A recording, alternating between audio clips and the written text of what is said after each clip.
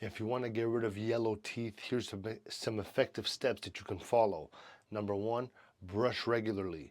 Make sure to brush your teeth at least twice a day with fluoride toothpaste, or just do what I do and use baking soda. All right. This helps remove surface stains. Number two, floss daily. So flossing removes food particles and plaque between your teeth, which helps prevent discoloration. If you ask me, flossing is even more important. That's how, if your breath stinks, it's because you don't floss, most probably. Number three, use whitening toothpaste. Consider using it. It'll help remove your stains and lighten your teeth over time. Number four, limit staining foods and drinks.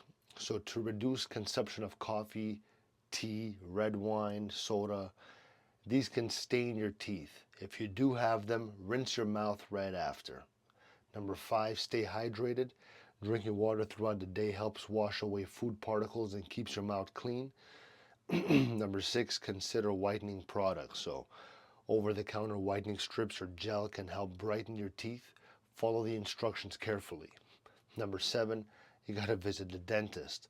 So for best results, schedule a professional cleaning and ask about whitening treatments.